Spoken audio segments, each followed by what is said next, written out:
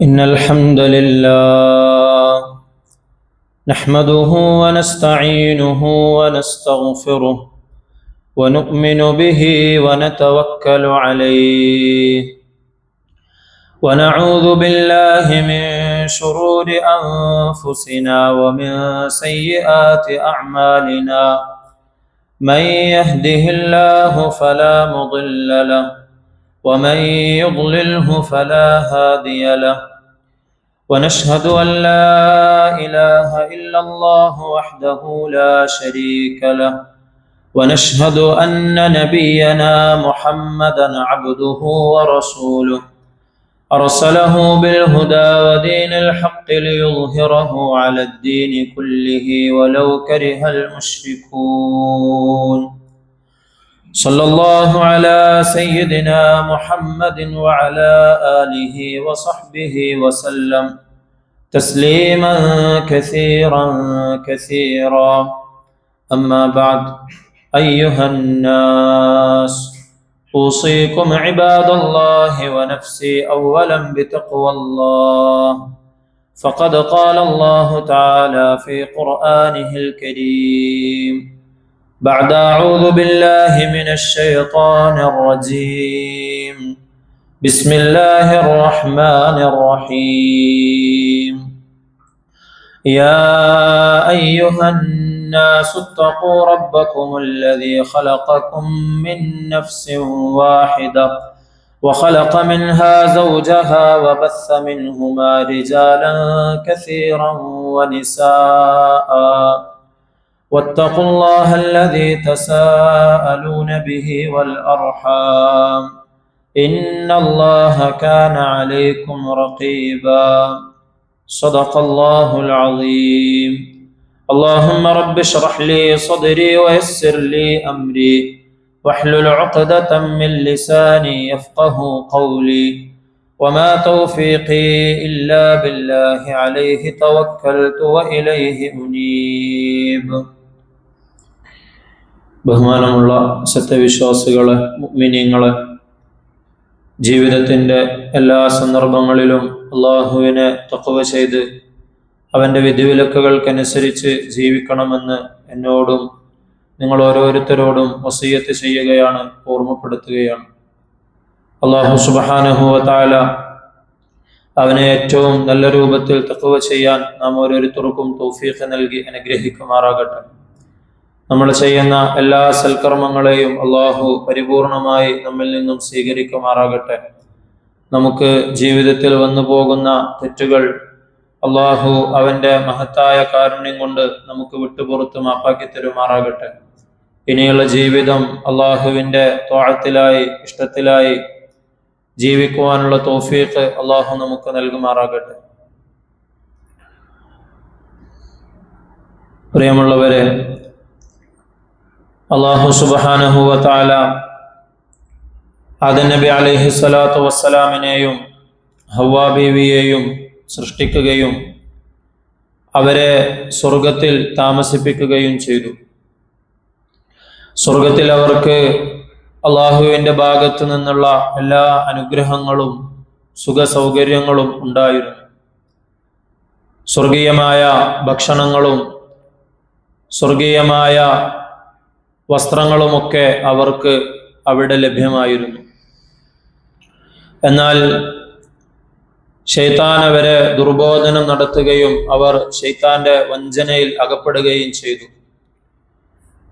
അല്ലാഹു സുബ്ഹാനഹു വ തആല പരിശുദ്ധമായ ഖുർആനിന്റെ ഒരുപാട് സ്ഥലങ്ങളിൽ ഇതിനെപ്പറ്റി പരാമർശിക്കുന്നുണ്ട്. സൂറത്തുൽ അറാഫിന്റെ 20-ാമത്തെ വചനത്തിൽ അള്ളാഹു പറയുന്നുണ്ട്, ഫദല്ലാഹുമാ ബിഗുറൂർ, വഞ്ചനയിലൂടെ ശൈത്താൻ അവരെ വഴിപിഴപ്പിച്ചു. ഫലമ്മാ ദാഖ അശ്ശജറത ബദത് ലഹുമാ സൗആതുഹുമാ, അവർ രണ്ടുപേരും അവർക്ക് വിലക്കപ്പെട്ട ആ മരത്തിന്റെ കായ്കനികൾ ഭക്ഷിച്ചപ്പോൾ ബദത് ലഹുമാ സൗആതുഹുമാ, അവരുടെ രണ്ടുപേരുടെയും നഗ്നതകൾ വെളിവാകാൻ തുടങ്ങി. വതഫിഖാ യഖ്സിഫാനി അലൈഹിമാ മിൻ വറഖിൽ ജന്ന, അവർ രണ്ടുപേരും തങ്ങളുടെ നഗ്നത വെളിവാകുന്നത് കണ്ടിട്ട് സ്വർഗത്തിലെ മരത്തിന്റെ ഇലകൾ പറിക്കുകയും അതുകൊണ്ട് നഗ്നത മറക്കാൻ വേണ്ടി ആരംഭിക്കുകയും ചെയ്തു. വനാദാഹുമ റബ്ബുഹുമ, അവരോട് അല്ലാഹു സുബ്ഹാനഹു വ തആല ഇപ്രകാരം ചോദിച്ചു, അലം അൻഹകുമാ അൻ തിൽകുമ അശ്ശജറ, നിങ്ങളെ രണ്ടുപേരെയും ആ മരത്തിൽ നിന്ന് ഞാൻ വിലക്കിയിരുന്നില്ലേ? വഅഖുൽ ലകുമാ, നിങ്ങളോട് ഞാൻ ഇങ്ങനെ പറയുകയും ചെയ്തിട്ടില്ലായിരുന്നുവോ? ഇന്ന ശൈത്വാന ലകുമാ അദുവ്വും മുബീൻ, തീർച്ചയായും ശൈത്താൻ നിങ്ങൾക്ക് വ്യക്തമായ ശത്രുവാണെന്ന് ഞാൻ നിങ്ങൾക്ക് മുന്നറിയിപ്പ് നൽകുകയും ചെയ്തിട്ടില്ലായിരുന്നുവോ എന്ന് അള്ളാഹു ചോദിക്കുകയും ചെയ്തു. തൊട്ടടുത്ത ആയത്തിൽ അള്ളാഹു സുബ്ഹാനഹു വ തആല ആദം ദമ്പതികളുടെ പാപമോചനത്തെ പറ്റി പറയുന്നുണ്ട്. പിന്നീട് അവരെ സ്വർഗത്തിൽ നിന്ന് പുറത്താക്കിയതിനെ പറ്റി അള്ളാഹു സുബ്ഹാനഹു വ തആല പറയുന്നുണ്ട്. അതിനുശേഷം അള്ളാഹു പറയുകയാണ്, യാ ബനി ആദമ ഖദ് അൻസൽനാ അലൈക്കും ലിബാസ, ആദം സന്തതികളെ, നിങ്ങൾക്ക് ഞാൻ വസ്ത്രം ഇറക്കി തരികയുണ്ടായി. യുവാരി സൗആതിക്കും വരീഷ, ആ വസ്ത്രം നിങ്ങളുടെ നഗ്നത മറക്കുകയും അത് നിങ്ങൾക്ക് അലങ്കാരവുമാണ്. വലിബാസു തഖ്വ ദാലിക ഖൈർ, തഖ്വയുടെ വസ്ത്രം അതാണ് ഏറ്റവും ഉത്തമമായത്. ദാലിക മിൻ ആയാത്തില്ലാ, അത് അള്ളാഹുവിന്റെ ദൃഷ്ടാന്തങ്ങളിൽപ്പെട്ടതാണ്, അള്ളാഹുവിന്റെ തെളിവുകളിൽപ്പെട്ടതാണ്. ലഅല്ലഹും യദ്ദക്കറൂൻ, ചിന്തിച്ച് മനസ്സിലാക്കുന്ന ആളുകൾക്ക് വേണ്ടി എന്ന് അല്ലാഹു തആല പറയുന്നുണ്ട്. അങ്ങനെ അവരുടെ ആ ഒരു സംഭവത്തിലൂടെ വസ്ത്രം എന്ന് പറയുന്നത് ലോകത്ത് മനുഷ്യന് മാത്രം പ്രത്യേകതയുള്ള ഒരു കാര്യമായി അല്ലാഹു സുബ്ഹാനഹു വ തആല നിശ്ചയിക്കുകയുണ്ടായി. ആ വസ്ത്രം എന്തിനു വേണ്ടിയാണെന്ന് അല്ലാഹു തആല ഈ ആയത്തിലൂടെ തന്നെ പറഞ്ഞു. യുവാരി സൗആതിക്കും വരീഷ, അത് ഒരേ സമയം നിങ്ങളുടെ നഗ്നത മറക്കുകയും അത് നിങ്ങൾക്ക് അലങ്കാരവുമാണ്. ഭൗതികമായ ആ വസ്ത്രത്തെക്കുറിച്ച് അള്ളാഹു പരിചയപ്പെടുത്തിയപ്പോഴും അള്ളാഹു ആന്തരികവും ആത്മീയവുമായ മറ്റൊരു വസ്ത്രത്തെയും കൂടി അവിടെ പരിചയപ്പെടുത്തുകയാണ്. വലിബാസു തഖ്വ, തഖ്വയുടെ വസ്ത്രം, ദാലിക ഖൈർ, അതാണ് ഏറ്റവും ഉത്തമമായതെന്ന് അള്ളാഹു അതിനെക്കുറിച്ച് വിശേഷണം പറയുകയും ചെയ്തു. തഖ്വയുടെ വസ്ത്രം എന്നത് അള്ളാഹുവിനെ കുറിച്ചിട്ടുള്ള ഭയമാണ്, അള്ളാഹുവിനെ കുറിച്ചിട്ടുള്ള ഭയഭക്തിയാണ്. അത് കാരണമായി അള്ളാഹുവിന്റെ വിധിവിലക്കുകൾ നമ്മുടെ ജീവിതത്തിൽ നമ്മൾ പാലിക്കുന്നതിനെയാണ് തഖ്വയുടെ വസ്ത്രം നിങ്ങൾ അണിയണം, അതാണ് ഏറ്റവും ഉത്തമമെന്ന് അള്ളാഹു സുബ്ഹാനഹു വ തആല വിശേഷിപ്പിച്ചത്. ഭൗതികമായ വസ്ത്രം നമ്മുടെ നഗ്നതകൾ മറക്കുകയും നമുക്ക് അലങ്കാരവുമായി വർത്തിക്കുകയും ചെയ്യുമ്പോൾ ഈ ആത്മീയമായ അള്ളാഹു പരിചയപ്പെടുത്തിയ തഖ്വയുടെ വസ്ത്രം എന്നത് ചീത്ത കാര്യങ്ങളിൽ നിന്ന് നമ്മുടെ മനസ്സിനെയും ദുഷിച്ച ചിന്തകളിൽ നിന്നുമൊക്കെ നമ്മുടെ മനസ്സിനെയും ശരീരത്തെയും ഒക്കെ ഒരേ സമയം സംരക്ഷിക്കുന്ന ഒരു കവചമായി വർത്തിക്കണമെന്ന് ഖുർആനും ഹദീസും ഒക്കെ നമുക്ക് പഠിപ്പിച്ചു തരുന്നുണ്ട്. അതെന്തുകൊണ്ടാണ് ഉത്തമമാണ് എന്ന് അല്ലാഹു സുബ്ഹാനഹു വ തആല പരിചയപ്പെടുത്തിയതെന്ന് നമ്മൾ ആലോചിക്കുമ്പോൾ ആ രണ്ട് വസ്ത്രത്തെയും അല്ലാഹു ഒരേ സ്ഥലത്ത് പറഞ്ഞതും അതിൽ ഒന്ന് ഉത്തമമാണ് എന്ന് അല്ലാഹു പറഞ്ഞതും എന്തുകൊണ്ടാണ് എന്ന് നമ്മൾ ആലോചിക്കുമ്പോൾ ഭൗതികമായ വസ്ത്രത്തെ സംബന്ധിച്ചിടത്തോളം നമുക്കറിയാവുന്നതുപോലെ അത് നമ്മുടെ ശരീരത്തിന്റെ ബാഹ്യമായ നഗ്നതകളെ മാത്രമാണ് മറക്കുന്നത്. എന്നാൽ തഖ്വയാകുന്ന വസ്ത്രം അത് നിങ്ങളുടെ ആന്തരികമായ മറ്റുള്ള കുറവുകളെയും നിങ്ങളുടെ ന്യൂനതകളെയും ഒക്കെ മറക്കുകയും അതിനെ ഇല്ലാതാക്കുകയും ചെയ്യുന്നുണ്ടെന്ന് അല്ലാഹു സുബ്ഹാനഹു വ തആല നമ്മളോട് പറയുകയാണ്. അതുപോലെ നമ്മൾ ഉപയോഗിക്കുന്ന വസ്ത്രം അത് നമ്മൾ ഒരുപാട് ഉപയോഗിക്കുമ്പോൾ പഴകുകയും കീറിപ്പോവുകയും ചെയ്യുന്നത് പോലെ തഖ്വയുടെ വസ്ത്രം അങ്ങനെ ഉപയോഗിക്കുന്നതിനനുസരിച്ച് നശിച്ചു പോവുകയല്ല, മറിച്ച് ഉപയോഗിക്കും തോറും തഖ്വയുടെ വസ്ത്രമെടുത്ത് അണിയാൻ വേണ്ടി നമ്മൾ എപ്പോഴൊക്കെ അതിനുവേണ്ടി തയ്യാറാകുന്നുവോ അപ്പോഴൊക്കെ ആ വസ്ത്രത്തിന്, ആ തഖ്വക്ക് മാറ്റുകൂടുകയാണ് ചെയ്യുന്നത്, ആ തഖ്വ വർദ്ധിക്കുകയാണ് ചെയ്യുന്നത്. അതുപോലെ തന്നെ ബാഹ്യമായ വസ്ത്രം, ഭൗതികമായ വസ്ത്രം നമുക്ക് ദുനിയാവിൽ മാത്രം നമ്മുടെ ശരീരത്തിന്റെ നഗ്നതക്ക് സംരക്ഷണം തരുമ്പോൾ അള്ളാഹു പരിചയപ്പെടുത്തിയ തഖ്വയുടെ വസ്ത്രം അത് നമുക്ക് നമ്മുടെ ദുനിയാവിലും ആഖിറത്തിലും സംരക്ഷണം ഒരുക്കുന്നു എന്ന് ഖുർആനിന്റെ ആയത്തുകൾ നമുക്ക് പഠിപ്പിച്ചു തരുന്നുണ്ട്. ഒരാളുടെ ഉള്ളിൽ തഖ്വയുണ്ടെങ്കിൽ, തഖ്വ അനുസരിച്ചിട്ടുള്ള ജീവിതമാണ് അനുഷ്ഠിക്കുന്നതെങ്കിൽ ഇസ്ലാം നിർദ്ദേശിക്കുന്ന മാന്യമായ രീതിയിലുള്ള വസ്ത്രധാരണം, ഭൗതികമായ മാന്യമായ രീതിയിലുള്ള വസ്ത്രധാരണം അയാളുടെ ജീവിതത്തിൽ നമുക്ക് കാണുവാൻ സാധിക്കും. ഇസ്ലാമിന്റെ വസ്ത്രങ്ങൾ ഏത് കാലത്തായാലും അത് ഇസ്ലാം നിർദ്ദേശിക്കുന്ന വസ്ത്രവിധാനങ്ങൾ, വേഷവിധാനങ്ങൾ എപ്പോഴും ആക്ഷേപങ്ങൾക്കും പരിഹാസങ്ങൾക്കും കളിയാക്കലുകൾക്കൊക്കെ വിധേയമാകുന്നത് നമ്മൾ കാണുന്നുണ്ട്. കളിയാക്കലുകളെ ഭയന്ന്, അല്ലെങ്കിൽ അത്തരത്തിലുള്ള ആക്ഷേപങ്ങളെ ഭയന്ന് കൂട്ടുകാരിൽ നിന്ന്, അല്ലെങ്കിൽ നമ്മുടെ മേലധികാരികളിൽ നിന്ന്, അല്ലെങ്കിൽ സഹപ്രവർത്തകരിൽ നിന്നൊക്കെ ഇത്തരത്തിലുള്ള കളിയാക്കലുകൾ പേടിച്ചുകൊണ്ട്, ഭയന്നുകൊണ്ട്, നാടോടുമ്പോൾ നടുവേ ഓടണം എന്നൊക്കെ പറഞ്ഞുകൊണ്ട് ദീനിനെ, അല്ലെങ്കിൽ അല്ലാഹു സുബ്ഹാനഹു വ തആല കൽപ്പിച്ചിട്ടുള്ള വേഷവിധാനങ്ങളെയും മറ്റും ജീവിതത്തിൽ നിന്ന് മാറ്റി നിർത്തുന്ന ആളുകളുണ്ട്. അത്തരത്തിലുള്ള ആളുകളെ സംബന്ധിച്ച് അള്ളാഹുവും റസൂലും നമുക്ക് മുന്നറിയിപ്പ് നൽകുകയും അവരുടെ വസ്ത്രവിധാനത്തെക്കുറിച്ച് നമുക്ക് പരിചയപ്പെടുത്തുകയും ചെയ്തിട്ടുണ്ട്. ഇത്തരത്തിൽ മറ്റുള്ളവർക്ക് വേണ്ടി, അല്ലെങ്കിൽ മറ്റുള്ളവർ എന്ത് വിചാരിക്കുമെന്ന് ആലോചിച്ചുകൊണ്ട് ദീനിനെയും ആഖിറത്തെയും അപകടപ്പെടുത്തുന്ന ആളുകൾ, അല്ലാഹു സുബ്ഹാനഹു വ തആല അത്തരക്കാരിൽ നിന്ന് നമ്മളെ കാത്തുരക്ഷിക്കുമാറാകട്ടെ. ഒരാളുടെ ബാഹ്യമായ വസ്ത്രധാരണം അവന്റെ ഉള്ളിലുള്ള തഖ്വയെക്കുറിച്ച്, അള്ളാഹുവിനെ എത്രത്തോളം സൂക്ഷിക്കുന്നു എന്നതിനെ കുറിച്ചിട്ടുള്ള പ്രതിഫലനമായിരിക്കും ഒരാളുടെ ബാഹ്യമായ വസ്ത്രധാരണം എന്ന് പറയുന്നത്. വസ്ത്രധാരണത്തിൽ പൊതുവായി ആണും പെണ്ണും, പുരുഷന്മാരും സ്ത്രീകളും ഒരുപോലെ ശ്രദ്ധിക്കേണ്ട കാര്യങ്ങളെക്കുറിച്ച് പരിശുദ്ധമായ ഇസ്ലാം നമുക്ക് പഠിപ്പിച്ചു തരുന്നുണ്ട്. അതിലേറ്റവും ഒന്നാമത്തേതായിട്ട് ധൂർത്തും അഹങ്കാരവും ഒഴിവാക്കണം എന്നതാണ്. അഹങ്കരിച്ചുകൊണ്ട് വസ്ത്രം ധരിക്കുന്നവരെ കുറിച്ച് നബി സല്ലല്ലാഹു അലൈഹി വസല്ലമ തങ്ങൾ പലപ്പോഴായി പരാമർശിച്ചിട്ടുണ്ട്.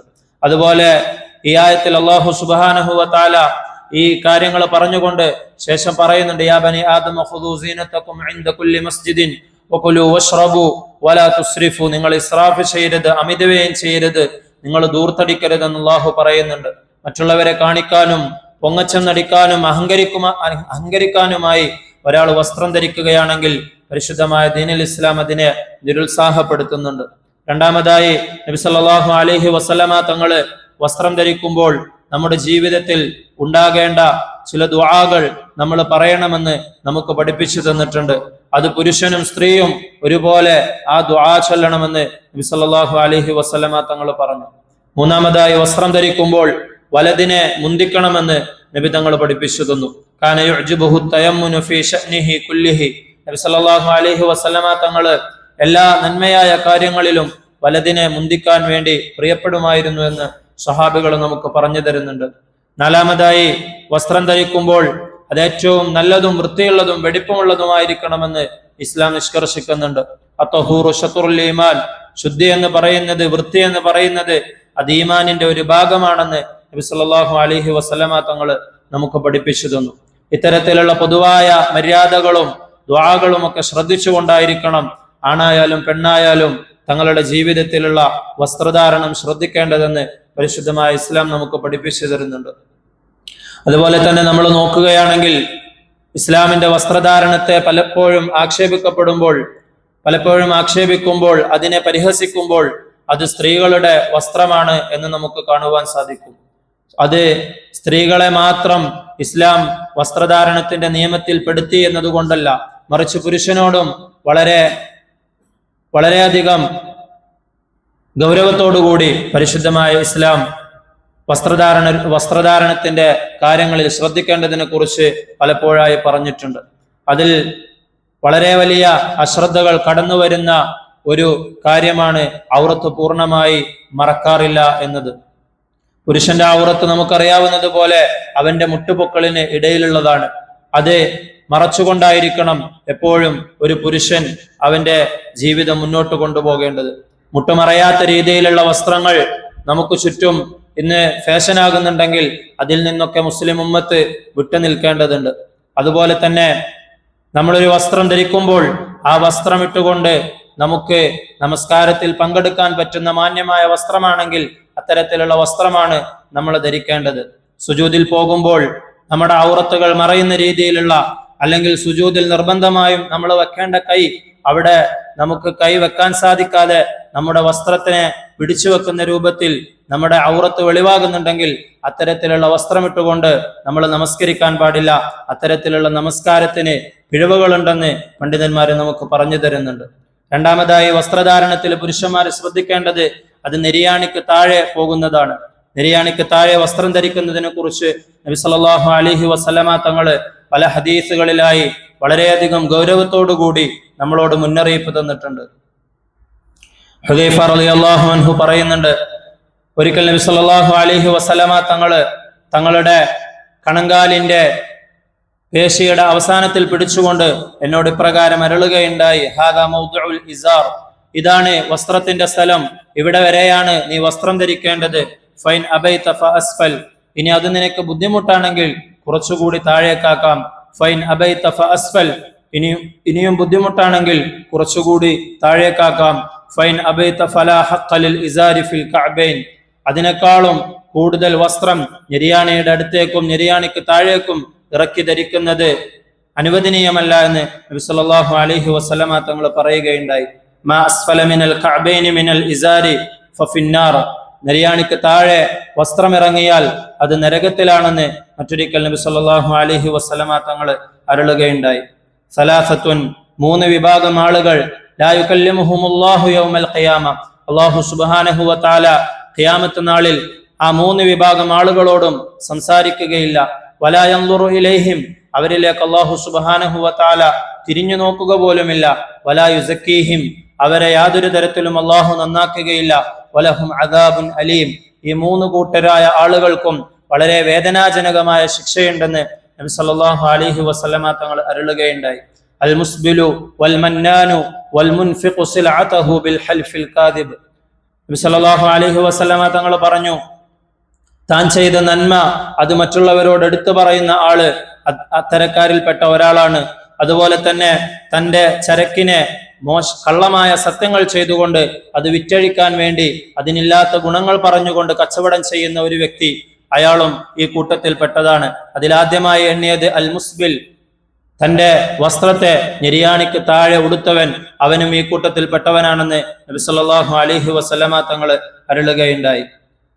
ഇമാം ബുഖാരി റിപ്പോർട്ട് ചെയ്യുന്ന ഒരു ഹദീസിൽ നബി തങ്ങൾ പറഞ്ഞു, ബൈനമാ റജുലുൻ യജുറു ഇസാറഹു മിനൽ ഖുയലാ, മുൻകാലഘട്ടത്തിൽ ഉണ്ടായിരുന്ന ഒരു സമൂഹത്തിൽപ്പെട്ട ഒരാൾ, അയാളുടെ അഹങ്കാരം കാരണമായി അയാൾ ഞെരിയാണിക്ക് താഴെ വസ്ത്രം വലിച്ചു വെച്ച് നടന്നപ്പോൾ ഖുസിഫ ബിഹി, അയാളെ ഭൂമിയിൽ ആഴ്ത്തപ്പെട്ടു. ഫഹുവ യതജൽജലു ഫിൽ അർദി ഇലാ യൗമിൽ ഖിയാമ, ഖിയാമത്ത് നാൾ വരെയും അയാളെ ഭൂമിയിലേക്ക് ആഴ്ത്തപ്പെട്ടുകൊണ്ടിരിക്കുമെന്ന് നബി സല്ലല്ലാഹു അലൈഹി വസല്ലമ തങ്ങൾ അരുളുകയുണ്ടായി. ഇത്രത്തോളം ഗൗരവത്തോടുകൂടി പല ഹദീസുകളിലായി നബി സല്ലല്ലാഹു അലൈഹി വസല്ലമ തങ്ങൾ നെരിയാണിക്ക് താഴെ വസ്ത്രം ഇറങ്ങുന്നതിനെ സംബന്ധിച്ച് പറഞ്ഞിട്ടുണ്ട്. നെരിയാണിക്ക് താഴെ വസ്ത്രം ഇറക്കിയെടുത്താൽ നമുക്കതുകൊണ്ട് പ്രത്യേകിച്ച് ഗുണമൊന്നും കിട്ടാനില്ല എന്ന് നമ്മൾ ആലോചിച്ചാൽ നമുക്ക് മനസ്സിലാകും. പക്ഷേ പലപ്പോഴും ശൈത്താന്റെ പ്രേരണയിൽപ്പെട്ടുകൊണ്ട് നമ്മളുടെ വസ്ത്രങ്ങൾ നെരിയാണിക്ക് താഴെ പോകുന്നത് നമ്മൾ ശ്രദ്ധിക്കേണ്ടതുണ്ട്. അതുപോലെ തന്നെ സ്ത്രീയുടെ ഹിജാബും സ്ത്രീയുടെ വസ്ത്രധാരണവുമൊക്കെ കേരളവും ഇന്ത്യയും എന്നല്ല ലോകം മൊത്തം തന്നെ ചർച്ച ചെയ്തുകൊണ്ടിരിക്കുന്ന ഈ ഒരു അവസരത്തിൽ ആ വിഷയത്തിൽ നമുക്ക് എത്രത്തോളം അറിവുണ്ട്, നമ്മൾ എത്രത്തോളം ശ്രദ്ധിക്കുന്നുണ്ട് എന്ന് നമ്മൾ ഓരോരുത്തരും ആത്മപരിശോധന നടത്തേണ്ടതുണ്ട്. ഹിജാബ് എന്ന് പറയുന്നത് കേവലം ഒരു ശിരോവസ്ത്രം മാത്രമല്ല, ഒരു തട്ടം മാത്രമല്ല, മറിച്ച് ഹിജാബിനും ചില നിബന്ധനകളുണ്ട്. ഹദീസും ഖുർആനും നിർദ്ദേശിക്കുന്ന നിബന്ധനകളുണ്ട്. ഹിജാബ് വെക്കുന്നത് അത് സ്ത്രീയുടെ ശരീരം മറക്കേണ്ടതാണ്, അത് അത്തരത്തിൽ മറയുന്നതാണോ എന്ന് നമ്മൾ പരിശോധിക്കേണ്ടതുണ്ട്. തട്ടവും അതുപോലെയുള്ള വസ്ത്രങ്ങളുമൊക്കെ ധരിക്കുന്നുണ്ടെങ്കിലും അത് അതിന്റെ ലക്ഷ്യം പൂർത്തിയാക്കപ്പെടുന്നുണ്ടോ എന്ന് നമ്മൾ ഓരോരുത്തരും ആലോചിക്കേണ്ടതുണ്ട്. നബി സല്ലല്ലാഹു അലൈഹി വസല്ലമ തങ്ങൾ ഒരു ഹദീസിൽ പറയുകയുണ്ടായി, സിൻഫാനി മിൻ അഹ്ലിൻ നാർ, 2 കൂട്ടർ ആയ ആളുകൾ അവർ നരകത്തിലാണ്. അതിൽ രണ്ടാമതായി നബി സല്ലല്ലാഹു അലൈഹി വസല്ലമ തങ്ങൾ ചില സ്ത്രീകളെ കുറിച്ച് പരിചയപ്പെടുത്തി. നിസാഉൻ കാസിയാത്തുൻ ആരിയാത്തുൻ മുമീലാത്തുൻ മാഇലാത്തുൻ റൂസഹുന്ന കഅസ്നിമത്തിൽ ബുഖ്തിൽ മാഇല, ചില സ്ത്രീകൾ അവർ വസ്ത്രങ്ങൾ ധരിച്ചിട്ടുണ്ട്, ആരിയാത്തുൻ എന്നാൽ അവർ നഗ്നരാണ്. അതിനെ മുഹദ്ദിസീങ്ങൾ പല രൂപത്തിൽ അതിനെ തഫ്സീർ ചെയ്യുന്നുണ്ട്, പല രൂപത്തിൽ അതിനെ വിശദീകരിക്കുന്നുണ്ട്. ഒന്നാമതായി പറയുന്നത്, അതിനെ വസ്ത്രം ധരിക്കുന്നുണ്ടെങ്കിലും അത് ശരീരത്തിന്റെ ചർമ്മത്തിന്റെ നിറം വ്യക്തമാകുന്ന തരത്തിൽ ലോലമായ വസ്ത്രങ്ങൾ ധരിക്കുന്നവരെ ഈ ഹദീസിൽ ഉദ്ദേശിക്കുന്നുണ്ട്. രണ്ടാമതായി, വസ്ത്രം ധരിക്കുന്നുണ്ടെങ്കിലും പൂർണ്ണമായി മറയുന്നുണ്ടെങ്കിലും വസ്ത്രം ഇറുകിയതായതിന്റെ പേരിൽ ശരീരത്തിന്റെ വടിവുകൾ പുറത്തേക്ക് പ്രദർശിപ്പിക്കുന്ന സ്ത്രീകളെ ഇതിൽ പരാമർശിക്കുന്നുണ്ട്.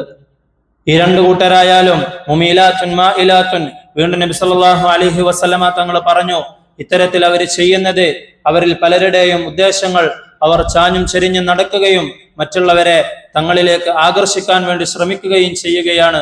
റൂസഹുന്ന കഅസ്നിമത്തിൽ ബുഖ്തിൽ മാഇല, അവരുടെ തലകൾ കഴുത്ത് നീളമുള്ള ഒട്ടകങ്ങൾ നടക്കുമ്പോൾ അവയുടെ പൂഞ്ഞ എത്തരത്തിൽ ചാഞ്ചാടുമോ അതുപോലെ അവരുടെ തലകൾ ചാഞ്ചാടുന്നുണ്ട്. മറ്റുള്ളവരെ ആകർഷിക്കാൻ വേണ്ടി അവരുടെ നടത്തത്തിലും അവരുടെ ഭാവവ്യത്യാസങ്ങളിലുമൊക്കെ അവര് മാറ്റങ്ങൾ കൊണ്ടുവരുന്നുണ്ട്. അങ്ങനെയുള്ള പെണ്ണുങ്ങൾ ലാ യദ്ഖുൽനൽ ജന്ന, അവര് സ്വർഗത്തിൽ പ്രവേശിക്കുകയില്ല. വലാ യജിദ്ന റീഹഹ, സ്വർഗത്തിൽ പ്രവേശിക്കുകയില്ല എന്ന് മാത്രമല്ല അവർക്ക് ആ സ്വർഗത്തിന്റെ സുഗന്ധം പോലും ലഭിക്കുകയില്ല. വഇന്ന റീഹഹ ലയൂജദു മിൻ മസീറതി കദാ വകദാ, സ്വർഗത്തിന്റെ സുഗന്ധം എന്ന് പറയുന്നത് അത് ഇന്ന വർഷത്തെ വഴിദൂരം പോലും എത്തുന്ന തരത്തിൽ അടിച്ചു വീശുന്നതാണ്. അതുപോലും ഇത്തരത്തിലുള്ള ആളുകൾക്ക് ലഭിക്കുകയില്ല എന്ന് നബി സല്ലല്ലാഹു അലൈഹി വസല്ലമ തങ്ങൾ അരുളുകയുണ്ടായി. മറ്റൊരു വിഷയം, ഹിജാബിന്റെ വിഷയം പറയുമ്പോൾ പലപ്പോഴും ആരോപണമായിട്ട് പലരും ഉന്നയിക്കാറുള്ളത്, എന്തുകൊണ്ടാണ് സ്ത്രീയെ മാത്രം ഇത്തരത്തിൽ ആകർഷിക്കപ്പെടുന്നതാണ്, ആകർഷണീയത ഉള്ളതാണ്, പുരുഷനെ എന്തുകൊണ്ട് പറഞ്ഞില്ല എന്ന് പലപ്പോഴും പറയാറുണ്ട്. എന്നാൽ ഒരു മുസ്ലിമായ നമ്മെ സംബന്ധിച്ചിടത്തോളം സ്ത്രീയുടെയും പുരുഷന്റെയും ഒക്കെ വികാരങ്ങളെ കുറിച്ചും അവരുടെ മനസ്സിനെ കുറിച്ചുമൊക്കെ നന്നായി അറിയാവുന്ന അല്ലാഹു സുബ്ഹാനഹു വ തആല വെച്ച നിയമമാണ് എന്നതിന്റെ പേരിൽ ആണ് അത് നമ്മൾ അനുസരിക്കുന്നത് എന്നാണ്. ഇപ്പോ പുതിയ പഠനങ്ങളുമൊക്കെ അത് ശരിവെക്കുന്നുണ്ട്. അതെന്ത് തന്നെയായാലും ഒരു മുസ്ലിമിനെ സംബന്ധിച്ചിടത്തോളം സ്ത്രീയുടെയും പുരുഷന്റെയും ചിന്ത ഉദ്ദീപിക്കപ്പെടുന്നത് എപ്പോഴാണ്, അവരുടെ ആസക്തി എപ്പോഴാണ്, അവരുടെ വികാരം എപ്പോഴാണ് ഉണരുന്നത് എന്നൊക്കെ നന്നായി അറിയാവുന്ന പടച്ചവന്റെ ഭാഗത്തു നിന്നുള്ള നിർദ്ദേശങ്ങളാണിതെന്ന് അറിയുകയും മനസ്സിലാക്കുകയും അതിനനുസരിച്ച് നമ്മൾ അമൽ ചെയ്യുകയും ചെയ്യണം. രണ്ടാമതായി കൃത്രിമമായി സൗന്ദര്യം ഉണ്ടാക്കുന്നതിനെ കുറിച്ചിട്ടാണ്. വലഖദ് ഖലഖനൽ ഇൻസാന ഫീ അഹ്സനി തഖ്വീം, അല്ലാഹു സുബ്ഹാനഹു വ തആല ഖുർആനിൽ പറയുന്നുണ്ട്, മനുഷ്യനെ ഏറ്റവും നല്ല രൂപത്തിലാണ് അല്ലാഹു സുബ്ഹാനഹു വ തആല സൃഷ്ടിച്ചത്. നമ്മുടെ ശരീരം അല്ലാഹുവിന്റെ ഭാഗത്തു നിന്നുള്ള അമാനത്താണ്. അത് എത്തരത്തിലാണോ നമുക്ക് നൽകപ്പെട്ടത് അതിനെ കേടുപാടുകൾ കൂടാതെ അറിഞ്ഞുകൊണ്ട് അതിനെ നശിപ്പിക്കാതെ അത് അല്ലാഹുവിന്റെ അടുക്കലേക്ക് തിരിച്ചു കൊടുക്കുക എന്നത് നമ്മൾ ഓരോരുത്തരുടെയും ബാധ്യതയാണ്. സൗന്ദര്യ വർദ്ധക വസ്തുക്കളൊക്കെ ഉപയോഗിക്കുന്നതിന്റെ പേരിൽ അത് നമ്മുടെ ശരീരത്തെ മോശമായി ബാധിക്കുമെന്നുള്ളത് നമ്മുടെ വേണ്ടപ്പെട്ടവർക്കൊക്കെ പറഞ്ഞ് മനസ്സിലാക്കി കൊടുക്കണം. ഇന്നലെ ഒരു പഠനം വരികയുണ്ടായി, ഇന്നലെ ഒരു വാർത്ത വരികയുണ്ടായി. അതിൽ പറയുന്നത് ഇത്തരത്തിലുള്ള സ്കിന്നിൽ ഉപയോഗിക്കുന്ന ക്രീമിൽ അതിലുപയോഗിക്കുന്ന മെർക്കുറി അതിന്റെ അളവ് ഇന്ത്യയിൽ 8 ബ്രാൻഡുകളിൽ അതിന് അനുവദിക്കപ്പെട്ടിട്ടുള്ളതിന്റെ 1000 മടങ്ങാണ് അത് ഉപയോഗിച്ചു കൊണ്ടിരിക്കുന്നത്. ഇത്തരം വസ്തുക്കൾ ഉപയോഗിക്കുകയാണെങ്കിൽ അത് നമ്മുടെ ആരോഗ്യത്തിന്, നമ്മുടെ ഒരുപാട് അവയവങ്ങൾക്ക് അത് കേടുപാടുണ്ടാക്കുമെന്ന് ആ പഠനത്തിൽ പറയുന്നുണ്ട്. ഇതൊക്കെ അറിഞ്ഞുകൊണ്ട് അള്ളാഹു തന്ന ഈ ശരീരത്തെ നമ്മൾ നശിപ്പിക്കുന്നത് അള്ളാഹുവിന്റെ അടുത്ത് അതിന് നമ്മൾ മറുപടി പറയേണ്ടി വരുമെന്ന് നമ്മൾ ഓരോരുത്തരും ചിന്തിക്കേണ്ടതുണ്ട്. അള്ളാഹു സുബ്ഹാനഹു വ തആല നമുക്ക് ഏറ്റവും നല്ല രൂപത്തിൽ ഇസ്ലാമിനെ മനസ്സിലാക്കുവാനും അതിനനുസരിച്ച് നമ്മുടെ ജീവിതത്തെ ചിട്ടപ്പെടുത്തുവാനും തൗഫീഖ് നൽകി അനുഗ്രഹിക്കുമാറാകട്ടെ. അതുപോലെ തന്നെ നമ്മൾ ആദ്യം സൂചിപ്പിച്ച ലിബാസു തഖ്വ എന്നുള്ളത് അത് നമ്മുടെ എല്ലാ ജീവിതത്തിന്റെ സന്ദർഭങ്ങളിലും അതിനെക്കുറിച്ച് നമ്മൾ ഓർക്കേണ്ടതുണ്ട്. നമ്മുടെ മക്കളുടെ വിദ്യാഭ്യാസ സ്ഥാപനങ്ങൾ നമ്മൾ തിരഞ്ഞെടുക്കുമ്പോൾ അവരുടെ ദീനും ഈമാനും ഒക്കെ സംരക്ഷിക്കപ്പെടുന്ന സ്ഥാപനങ്ങൾക്കാണ് നമ്മൾ പ്രഥമ പരിഗണന നൽകേണ്ടത്. മതപരമായ ചിഹ്നങ്ങളും അനുഷ്ഠാനങ്ങളും അനുവദിക്കാത്ത സ്ഥാപനങ്ങളിൽ അറിഞ്ഞുകൊണ്ട് നമ്മുടെ മക്കളെ നമ്മൾ ചേർക്കുന്നത് അവരുടെ ദീനി ബോധത്തെ ദോഷകരമായി ബാധിക്കുകയും അത് നമ്മളുടെയും നമ്മളെ സംരക്ഷിക്കേണ്ട നമ്മളുടെ മക്കളുടെയും ആഖിറത്തെ അത് ദോഷകരമായി ബാധിക്കുമെന്ന് നമ്മൾ മനസ്സിലാക്കേണ്ടതുണ്ട്. അല്ലാഹു സുബ്ഹാനഹു വ തആല ഏറ്റവും നല്ല രൂപത്തിൽ ഇസ്ലാമിന്റെ ചിട്ടയോടുകൂടി വളരുവാനും നമ്മുടെ മക്കളെ വളർത്തുവാനും നമുക്ക് തൗഫീഖ് നൽകി അനുഗ്രഹിക്കുമാറാകട്ടെ. വസ്ത്രം അള്ളാഹുവിന്റെ അനുഗ്രഹമായിട്ടാണ് അല്ലാഹു തആല പറഞ്ഞിട്ടുള്ളത്. അതിനെ നമ്മൾ മനസ്സിലാക്കുകയും നന്ദി കാണിക്കുകയും അതിന് നമ്മൾ പ്രതിഫലാർഹമായ രൂപത്തിൽ ഉപയോഗിക്കുകയും ചെയ്യേണ്ടതുണ്ട്. അതിന്റെ മര്യാദകൾ നബി സല്ലല്ലാഹു അലൈഹി വസല്ലമ തങ്ങൾ ധരിക്കുമ്പോഴും അഴിക്കുമ്പോഴും ബിസ്മി ചൊല്ലാൻ നമ്മളെ പഠിപ്പിച്ചിട്ടുണ്ട്. അതുപോലെ തന്നെ അൽഹംദുലില്ലാഹില്ലദി കസാനി ഹാദ സൗബ വറസഖനീഹി മിൻ ഗൈരി ഹൗലിൻ മിന്നി വലാ ഖുവ. എന്നിൽ നിന്നുള്ള യാതൊരു ശക്തിയും കഴിവും പരിശ്രമവും ഇല്ലാതെ ഈ വസ്ത്രം എനിക്ക് നൽകുകയും ഇതെന്നെ ധരിപ്പിക്കുകയും ചെയ്ത അള്ളാഹുവിനാണ് സർവസ്തുതിയും എന്ന് നമ്മൾ ഓരോ പ്രാവശ്യം വസ്ത്രം ധരിക്കുമ്പോഴും നമ്മൾ ചൊല്ലേണ്ടതുണ്ട്. അള്ളാഹുവിന്റെ ഇത്തരത്തിലുള്ള അനുഗ്രഹങ്ങളെ നമ്മൾ അറിഞ്ഞുകൊണ്ട് അള്ളാഹുവിന് ശുക്ർ ചെയ്യുമ്പോഴാണ് അള്ളാഹു സുബ്ഹാനഹു വ തആല നമുക്കതിൽ ബർക്കത്ത് നൽകുന്നത്. അതുപോലെ തന്നെ പുതിയ വസ്ത്രം ധരിക്കുമ്പോൾ, പുതുവസ്ത്രം ധരിക്കുമ്പോൾ ചൊല്ലേണ്ട ദുആയും നബി സല്ലല്ലാഹു അലൈഹി വസല്ലമ തങ്ങൾ നമുക്ക് പഠിപ്പിച്ചു തന്നിട്ടുണ്ട്. അല്ലാഹുമ്മ ലക്കൽ ഹംദ്, അള്ളാഹുവെ നിനക്കാണ് സർവസ്തുതിയും. അൻത കസൗതനീഹി, അള്ളാഹുവെ ഇത് നീയാണ് എന്നെ ധരിപ്പിച്ചത്. അസ്അലുക മിൻ ഖൈരിഹി വ ഖൈരി മാ സുനിഅ ലഹു, അള്ളാഹുവെ ഈ വസ്ത്രത്തിന്റെ ഖൈറിനെ ഞാൻ നിന്നോട് ചോദിക്കുന്നു. വഅഊദു ബിക മിൻ ശർരിഹി വ ശർരി മാ സുനിഅ ലഹു, ഈ വസ്ത്രത്തിന്റെ ഷർറിൽ നിന്നും അള്ളാഹുവെ ഞാൻ നിന്നോട് കാവലിനെ ചോദിക്കുന്നു. ഇത്തരത്തിലുള്ള മര്യാദകളൊക്കെ പാലിച്ചുകൊണ്ട് സുന്നത്തനുസരിച്ചുകൊണ്ട് വേഷവിധാനം ശ്രദ്ധിക്കുവാനും വസ്ത്രധാരണം നടത്തുവാനും അള്ളാഹു സുബ്ഹാനഹു വ തആല നമുക്കും നമ്മുടെ വേണ്ടപ്പെട്ടവർക്കുമൊക്കെ തൗഫീഖ് നൽകി അനുഗ്രഹിക്കുമാറാകട്ടെ. വാഖിറു ദഅവാന അനിൽ ഹംദുലില്ലാഹി റബ്ബിൽ ആലമീൻ.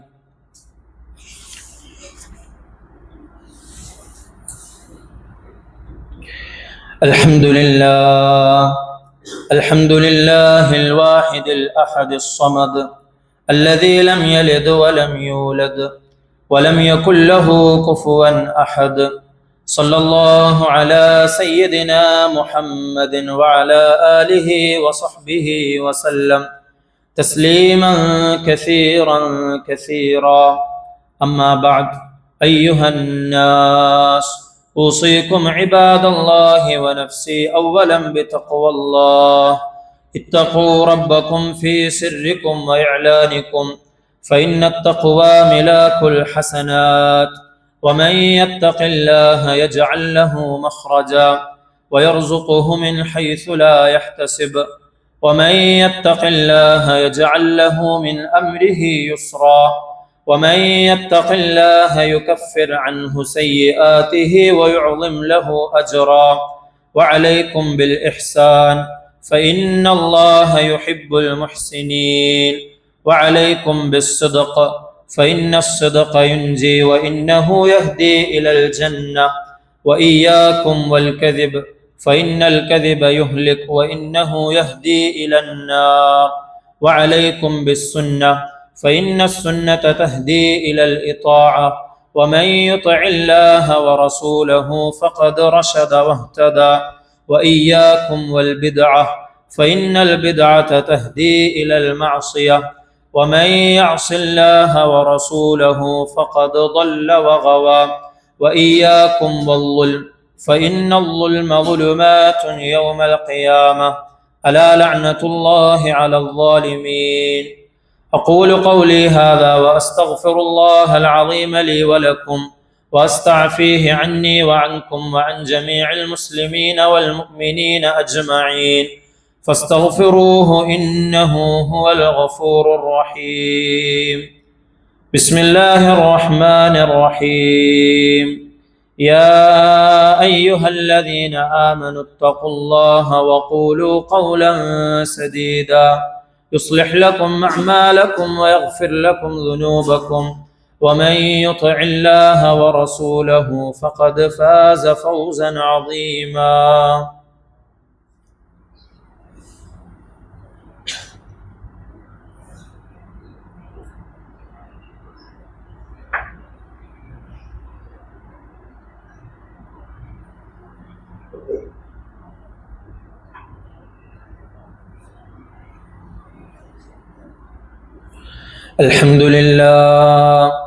الحمد لله الكريم المعبود، وأشهد أن لا إله إلا الله الرحيم المحمود، وأشهد أن نبينا محمدا عبده ورسوله أشرف مولود.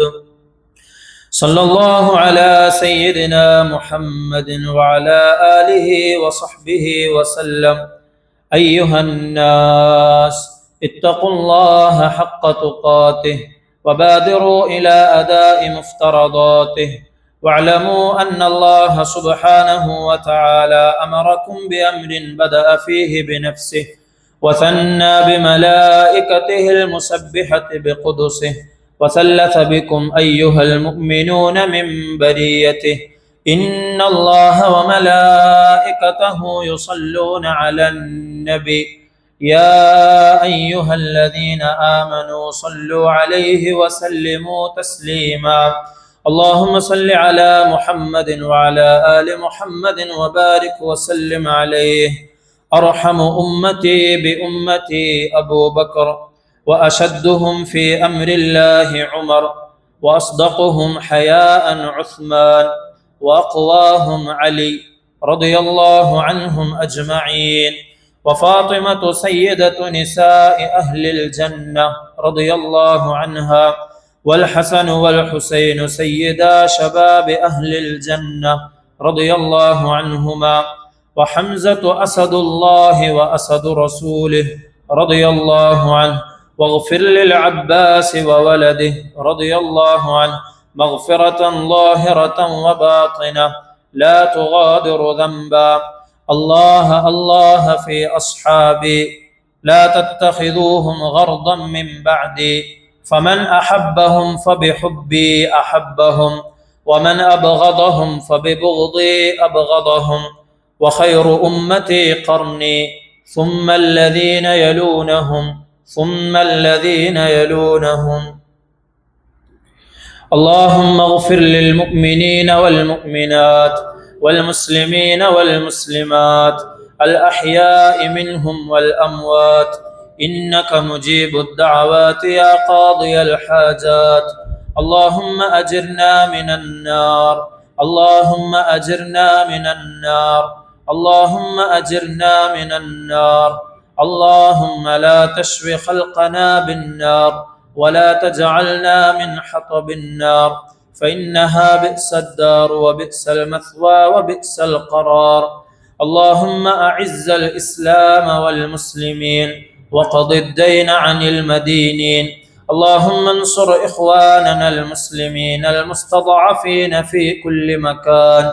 اللهم انصر إخواننا المسلمين في فلسطين، اللهم انصرهم نصرا مؤزرا. ربنا اغفر لنا ولإخواننا الذين سبقونا بالإيمان، ولا تجعل في قلوبنا غلا للذين آمنوا ربنا إنك رؤوف رحيم. عباد الله، إن الله يأمر بالعدل والإحسان وإيتاء ذي القربى وينهى عن الفحشاء والمنكر والبغي يعظكم لعلكم تذكرون. ولذكر الله أكبر والله يعلم ما تصنعون. أقم الصلاة.